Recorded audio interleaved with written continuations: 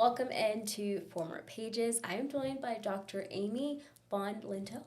Good. Yep. Perfect. And Dr. Bonnie Roos. Correct.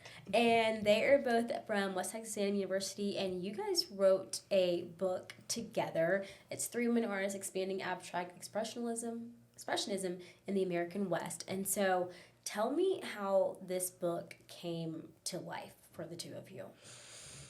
Well, I don't know. When did it start? Go ahead. I think it started with the article on Elaine de Kooning. Yes, but even before that, we wanted to work together. Step one, let's work together. Step two, we are both interested in modernism and women artists and artists that kind of have a name and a reputation but are under-recognized a little bit, right? So that, and then we also wanted to be able to explore artists that we discovered that we could go and look at their art in person. I mean, I think that's a really important point. We both love traveling, believe me. All the art in the book is art that is owned by people who are local, or in museums that are local or regional, if not local. And so it was nice to be able to put a spotlight on this area. This area has been good to us. We feel like we came from a long way away, both of us, and that we have been welcomed here. And it was really neat to be able to shine a light, take the interest that we had, and be able to really highlight what's neat about our region, which is sometimes described as a flyover zone, especially when we're thinking about the art markets of New York or the art markets of California even, and to be able to say, you should come to Amarillo because you will get to see these incredible artists here at our Amarillo Museum of Art, or in Kansas and some of the areas that we've been, and it was really fun to be able to put a highlight on that particular interest. And that really is driven by Amy. I mean, she's the one who really knows those archives and who really knows sort of the people who are connected to the art world in our area. Yeah. I think one of the things, too, is, like, we love surprises. We love discovering a place that isn't obviously, throwing its interest at you, but you have to scratch the surface a little bit, and that detective discovery.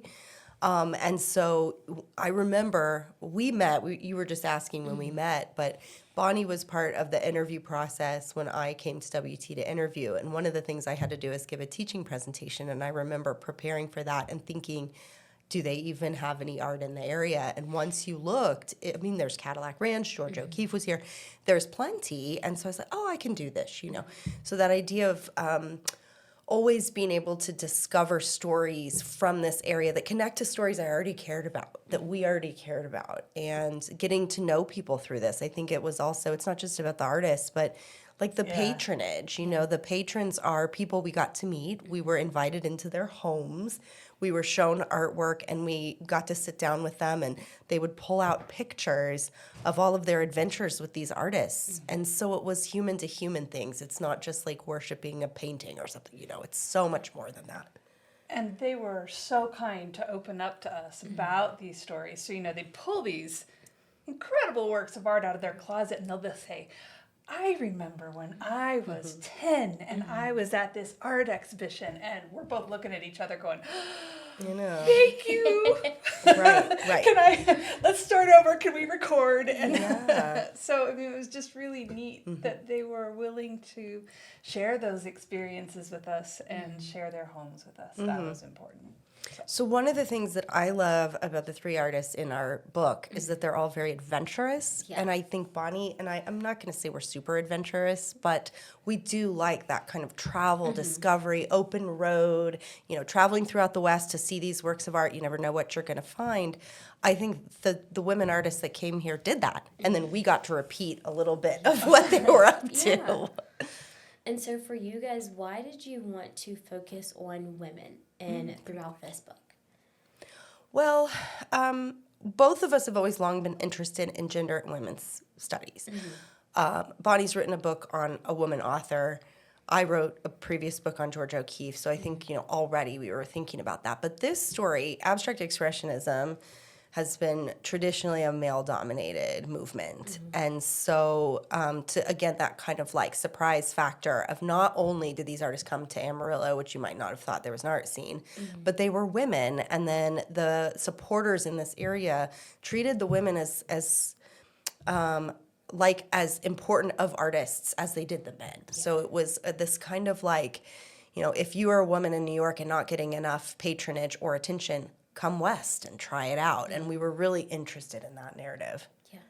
And the way that complicates our worldviews a little bit, that we think of cities as progressive and liberal, and to have women sort of not find their place there, but then to come out to conservative Texas and have them go, Cowboy country. oh my goodness, this place is big and there is room for me. And that was such a nice,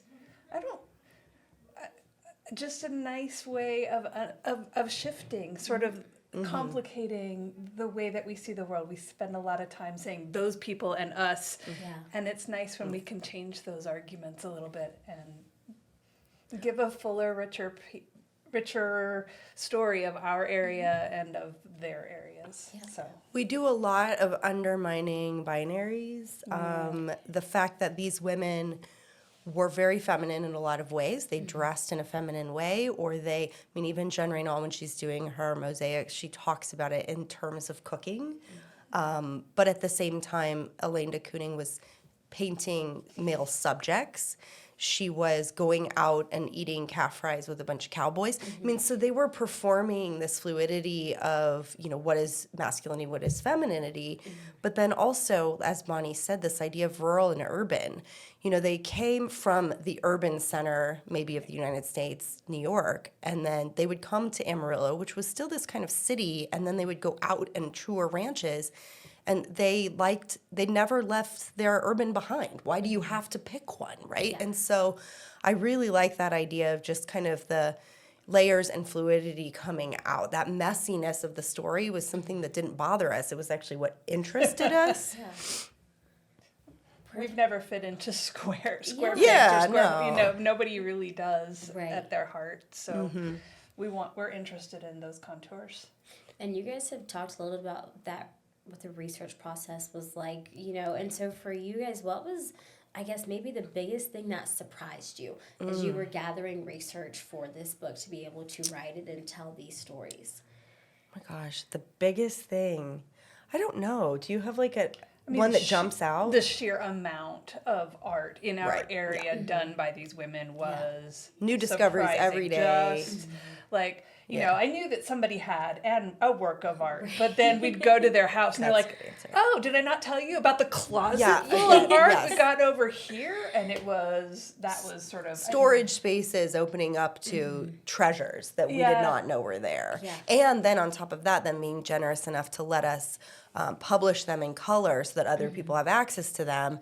And the publisher working with us to make the book quite beautiful. It's a coffee table book insofar as it's a beautiful art book. Yeah. But there was also a purpose to that because a lot of these things live outside the public eye, and we wanted them to be seen. Yeah. So. And so for you guys, how long did it take you guys to really go through these interviews and through going through all of this art to really put, pen to paper and really, I guess, kind of do this justice in a way where you felt comfortable publishing this and sharing it with the world? It's a long process. Yeah. It probably took us 6 years. Yeah. Because and as Bonnie said earlier, we started with an article. Okay. So what you do is you start your research and then you kind of try to publish something, see if it's, worthy or meaty or get some attention. Yeah. And then we built on that. And we also gave a lot of presentations, local presentations, presentations at conferences for art history or feminist art history conferences.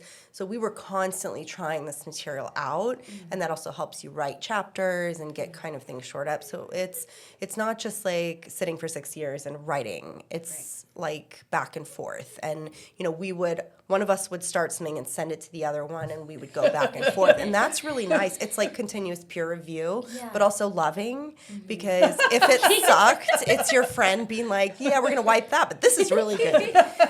So the other process that I didn't realize how long it was going to take, but this has been true for most of the art books that I've published, especially this one, because the copyright on these women is still under effect. So you have to get lots of copyright permissions to publish the images, and that took a whole year and we had to do grant funding to get the color pictures and also just reproduction rights. I mean, I don't know, it was upwards of $10,000 just to get the pictures published.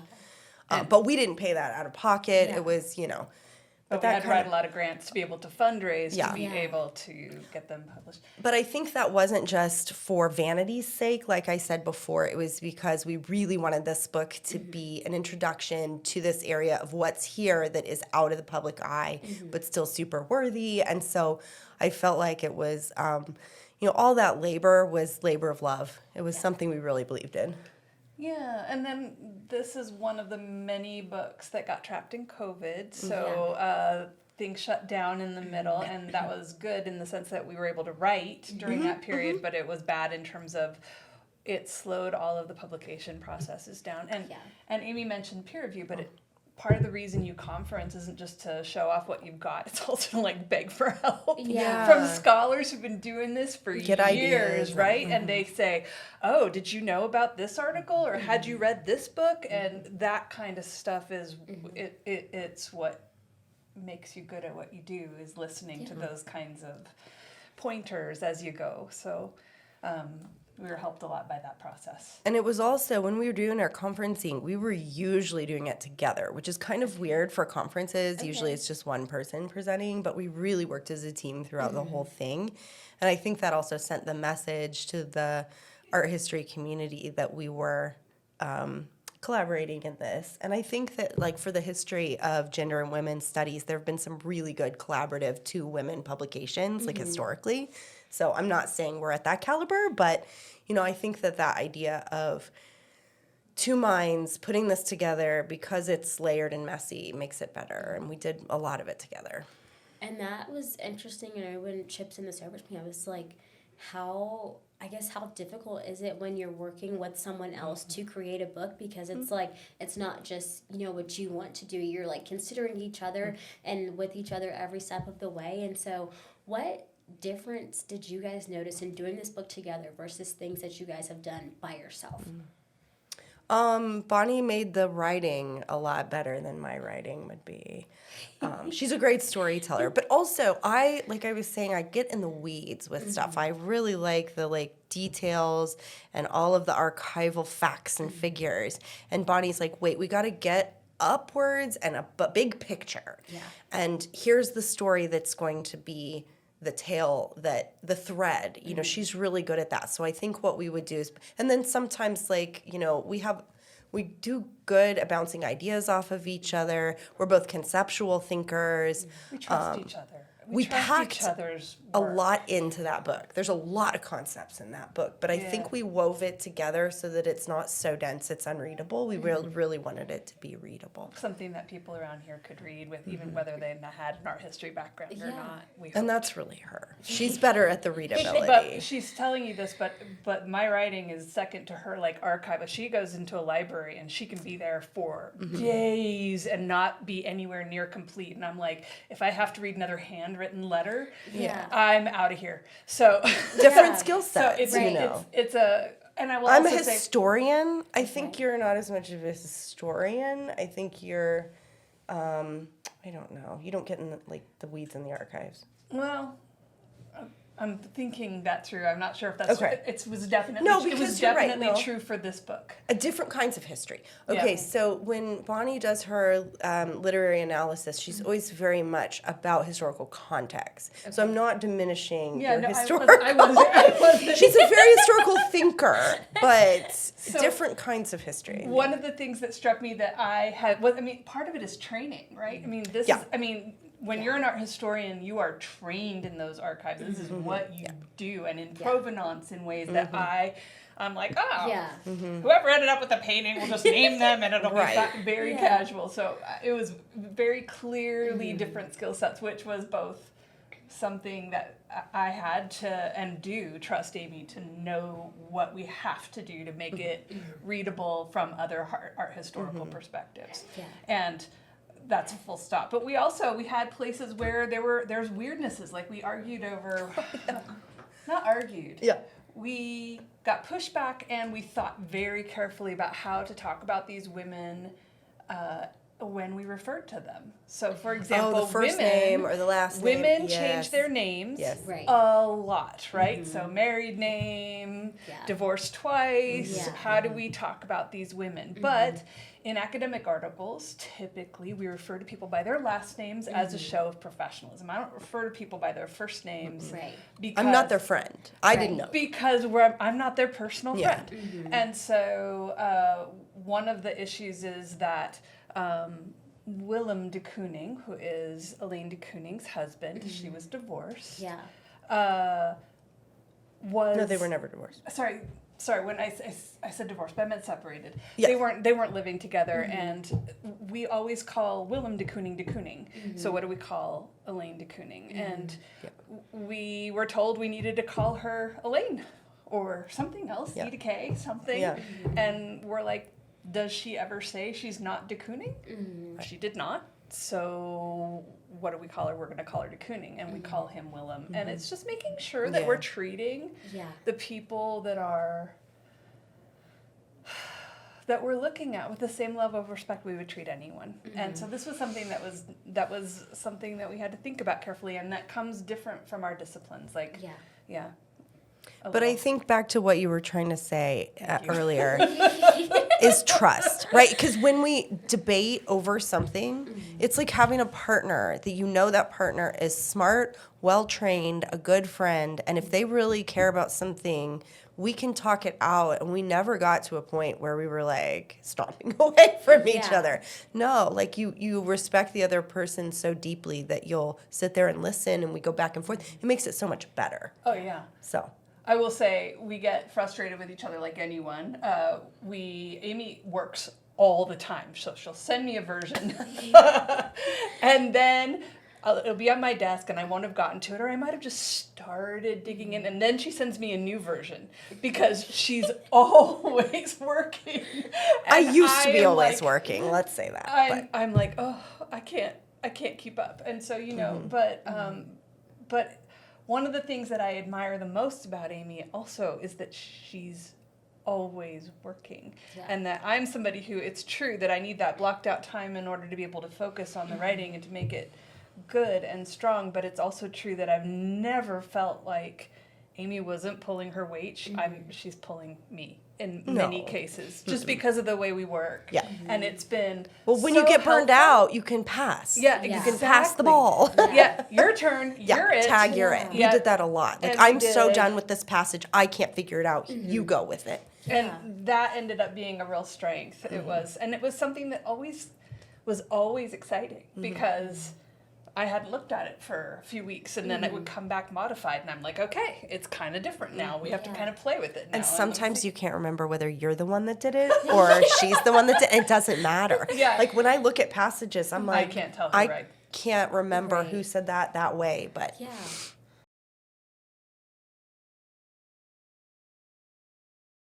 That's really cool. And you guys mentioned that you had to make this understandable for, different types of readers, whether they had a history in this or not. Right. And so what are some of those key concepts that people can see kind of throughout the course of the book? Ooh, good question. One of the things that we really tried to do, but not too densely, is define our terms. Okay. Like abstract expressionism, not presuming everybody would know who that is or what that is. Or when we talk about an artist like Jackson Pollock, we make sure to go back a little bit and catch people back up, not use jargon, not presume people know, name dropping. Art history is the worst field for name dropping because you're supposed to just speak through artist names, and it's like a brand, But we try to avoid that. Yeah. What would you add on to that? I was going to say, abstract expressionism is a theoretical category, and so you have to explain that pretty carefully and historicize it a little bit. I think because I think people will not buy or not think the theory is worth anything. And of course, art historians think it's very important. Yeah. But they will understand the history. And if you can situate it in a historical moment, it's clearer, maybe. I think also our teaching experience. We teach this material all the time. And our students, some of them know a lot and some of them don't know a lot. And so I think we get that teacher's voice a little bit in there, which hopefully is isn't so too true. annoying. But I think, and I tell my students, just say it in plain language. You don't have to use art speak. You don't have to speak with theoretical highbrow language. Just be clear about what you see or what you feel.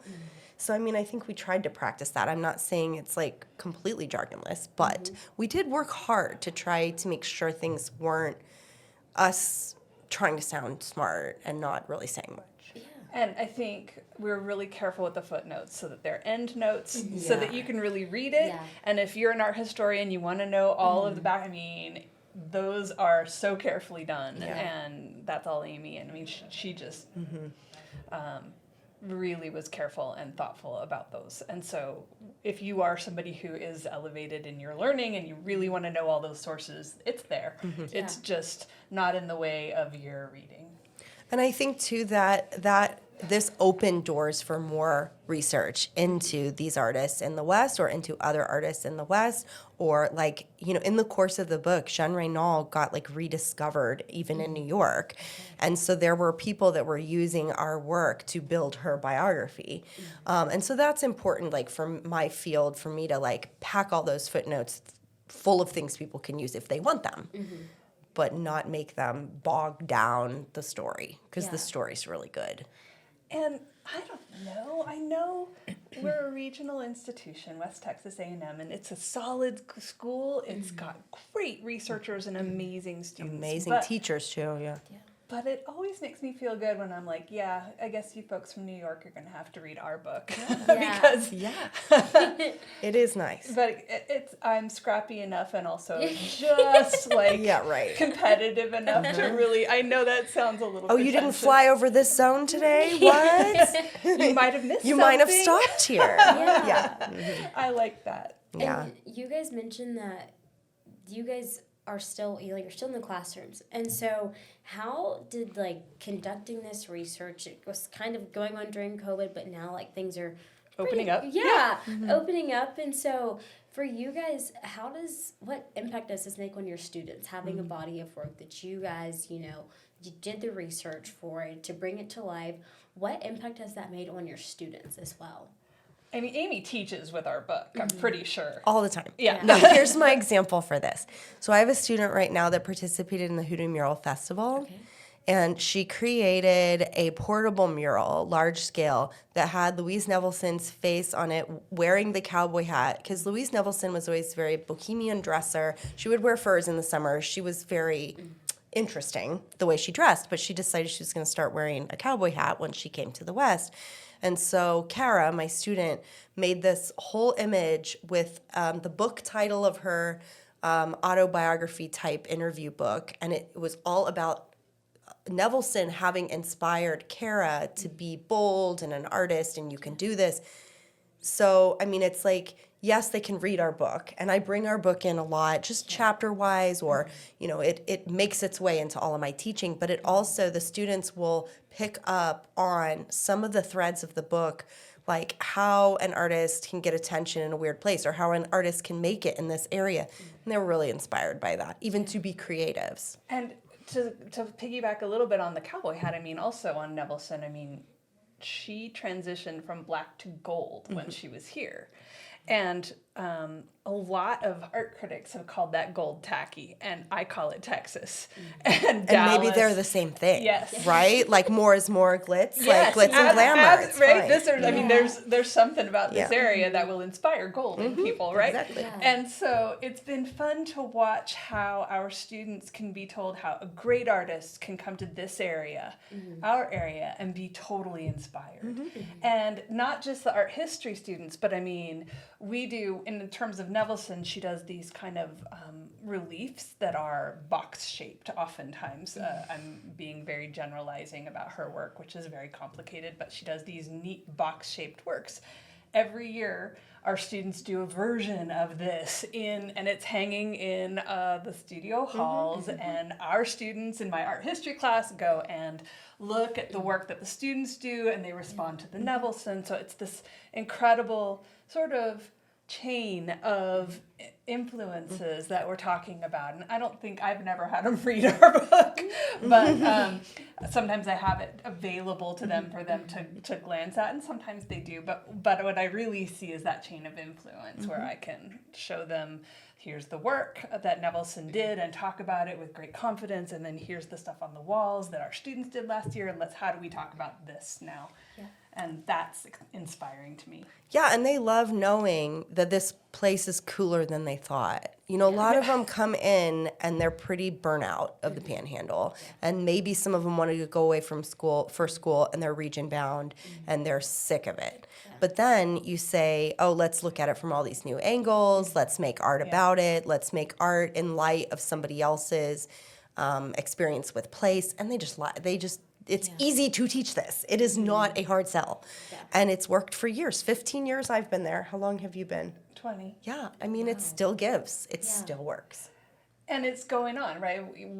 We're working on can I say it? Yes. We're working on a new article project. on the murals that are in the area, and we'll expand that to Tucumcari and Abilene and some of the areas in the surrounding areas. So it will not be just Amarillo, but again, it's this admiration for region, and that this, just because you're not New York, that's a region too. Yeah. But we live in a region that is beautiful and that has interesting land, interesting stories, interesting people. We really want opportunities to showcase that. And so, yeah. Well, go ahead. And so you guys, you mentioned that you got your PhD at USC, and you got yours in Oregon. And so for you guys coming to this region from those two places that are very different, what has that experience been like, just like learning the area, learning the art and the history of the area, coming from, where you got your PhDs from, and, saying like, this is where I'm going to be, and this is, what I want to share with people who aren't from the region as well. I think you said this on a previous podcast, so I'm going to quote you saying this. But the idea of the West, when you're in Los Angeles, you're in the West. And when you're in Oregon, you're in the West. Yeah. But then there are people, what's his name, that was saying that Texas is his West, even though he's from Oregon. Yeah, he's from California. California. Yeah. But this idea of what makes Texas more West than California or Oregon, its Westness isn't just geographical, it's ideological and conceptual. like an ethos. It's this feeling of Westness. So who's doing West better? All of us are doing it. And I like that. I'm really invested in the question of this whole broad area. I don't know. I mean, Alex was just trying to define where it starts. Is it Abilene? Is it a meridian? I think one of the things, her husband talks about this too, when the water runs out, where the aridity and like fires are more of a problem because we're not saturated with rivers. And I grew up in Kansas City, which is on the other side of that line, where we have creeks and forests and tall trees and that kind of thing. But each place, and this is something that Georgia O'Keeffe really could do well with her painting and writing and all of this, she fell in love with every single place, and she lived in a lot of them. So there's a way to kind of embed yourself in placeness and get so much out of that as a creator, as a person, like living day to day, as the community that you build and the social spaces that you make. I think that makes us so much richer as humans to kind of dig into a space and place and learn about it. I can't imagine living in a place and just being shut off from that. Yeah. That's, long-winded. Yeah, I'm trying to think. I mean, it was a change to come here, there's no question. But I mean, I was raised in a town that's the size of Canyon, Texas. That is conservative, like Canyon, Texas. It has a few more trees, but not many, because it's on the drier side of Oregon. So it's on the eastern half. It's from farmers. It's agricultural country. It's wheat growers. It's dairy farmers. And it's Boise Cascade. Those are our big industries, and it does not feel different. And I've always been struck by how much we have in common, and that's part of the background of a comparatist, but it's also sort of, I'm interested in those commonalities, I'm not as interested in the differences. Yeah. And I'm interested in people as unique. I don't want to mash people into the same story, Yeah. but I don't want to pretend that any place isn't rich and complicated. And that, I mean, one of the things that I guess I found really interesting about the book were all of these incredible art communities that were attended by ranchers and church organists and Small town people. Yeah, that Dord Fitz, who's the person who brought these artists to our place, that he and he's actually from Oregon. From where I come from, and ended up at Kansas, so where funny. Amy came from. So it's been an interesting journey. But that he had these close relationships with these folks who are, you wouldn't think of, you know. And Amy has a quote that she found that said, I guess all of the people these days are doing art, you know, said by a local rancher. And I love the fact that people from any walk of life could get excited about art, could feel like it's a useful thing for them to be expressing themselves and taking classes that were fun for no other purpose than because they were fun and that they enjoyed learning. And boy, I want to see more of that in our world. I think the other thing that makes that possible to fall in love with the art, even if you're a good old boy rancher, was the teaching. Yes. And Dord Fitz, he was a gallerist, but he was also a very inspiring educator. Yes. And I think this area, and all of the three women that came were also educators. One of the ways that they got through to patrons and made friends was through teaching. And I think that appealed to us too, this narrative of like, you know, the role you can do in outreach through teaching rather than just showing up to the classroom and delivering information and leaving. But this idea of like inspiring new communities, lifelong learning, that was definitely happening here. We fancy ourselves doing that at WT. I don't know if it's working. But I think education is a really big thread in this book that speaks to this area because it's been so steeped in good educators. WT was founded as a teacher's college. I mean, this isn't a hard sell. Yeah. And so for you guys, when people go and they pick up this book, I'm sure there are many things that you hope they take with them. What is one thing that if you could narrow it down to a couple of things, what are, you know, a few things that you would want people to take from this book?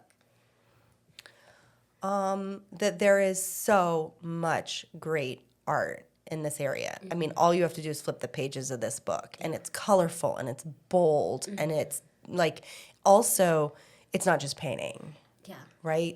Louise Nevelson is a sculptor. Sean Reynolds is a mosaicist. A lot of people really over-focus on painting in our history field as a whole, and also abstract expressionism as a movement. Yeah. So there's way more than painting. Those are my two, I think. Yeah. I hope people read about stories that complicate their worldviews about what this place is. Yeah. And that's all. I mean, you know, I just think we might think of ourselves as small, and we're not. And we might think of ourselves as uniform, and we're not.